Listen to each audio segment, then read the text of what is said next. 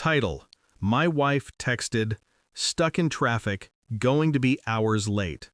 I responded, "No problem, drive safe." Then I logged into the car's GPS tracker and saw her parked at her work start. I stared at it for a moment. The words felt heavy, like a lie wrapped in the most benign of excuses. I didn't respond right away. I wasn't angry, not yet. I was calculating. I'd learned to stop feeling a long time ago. Feelings get messy, but action? Action is clean. And I needed action. It was only when I logged into the car's GPS tracker that I knew. She'd said she was on her way home, but the GPS placed her at his place. His house. Only 20 minutes ago. That's when the shift happened. An unspoken promise that I would find a way to make everything fall apart for them, just as they'd torn apart everything I'd worked for, built, and believed in. I'd suspected something for months. The little lies that stacked up, her late nights, the fake business trips. I noticed the change in her, the softening of her gaze when she spoke of him.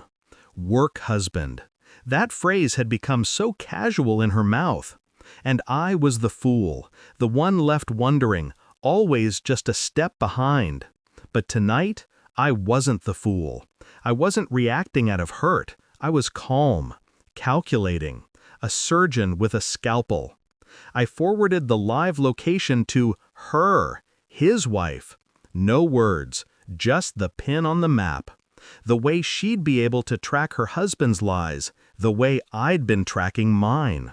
A cruel form of justice. There was something satisfying about it, the way the tech worked for me instead of against me. Technology never betrays, it just shows the truth. Cold, clean, efficient. But that wasn't the end. I wasn't a man to leave a job half done. I let the clock tick for a full 20 minutes. Then I called his wife. "Hello?" Her voice was shaky. She'd been waiting for this. I knew it. "Get in your car. I'm about to send you a screenshot of your husband's location. Don't ask questions, just drive. And when you get there, don't make a sound, not a word." There was a sharp intake of breath on the other side, then silence. She understood. It was time to move. I watched her drive, following her progress through my phone. I could feel the weight of my movements, how precise, how deliberate everything had to be. This wasn't revenge. It was a necessary correction to the universe.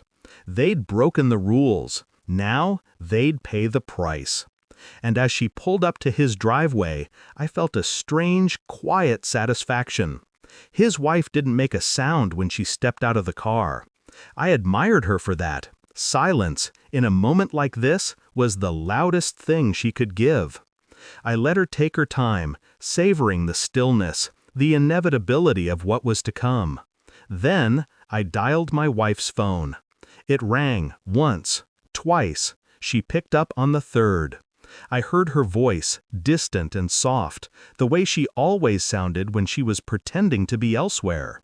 "Hey," she said, almost nervously. "I'm almost there." I didn't let her finish the sentence. I wasn't interested in her lies. I wasn't interested in anything she had to say. "Check your messages," I said, voice flat, cold. "Your work husband is at home with his wife right now. I just thought you should know." There was a long pause on the line.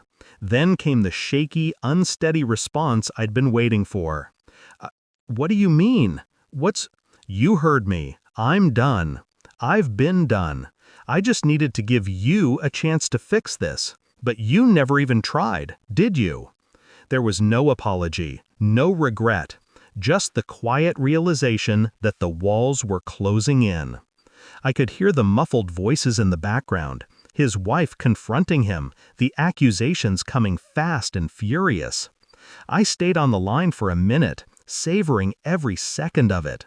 Let the chaos unfold. Let her hear it. Let her witness the man she thought she knew unravel in front of her. When I finally hung up, I wasn't angry anymore. I wasn't sad. I was free. And she would be too, in time. There's a certain power in knowing you can destroy someone and not even flinch. The trick isn't in the action itself, it's in the preparation, in the waiting, in the silence. And I'd waited so long for this.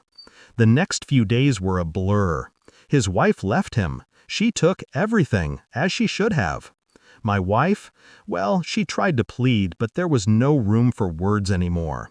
She was already packing, moving out, knowing full well there was nothing left to fix. I didn't feel sorry for her. I didn't feel guilty. I'd given her more chances than anyone ever should. In the end, it wasn't about her anymore. It was about me. And I was done. You see, revenge isn't about the satisfaction of seeing the betrayer fall. It's about the power of knowing they will, watching them unravel bit by bit. I made my moves with precision, waited for the right moment, and when it came, I didn't hesitate. And now, I'm free. I don't need closure. The last chapter has been written. There's nothing left but the silence. And the silence? It's golden.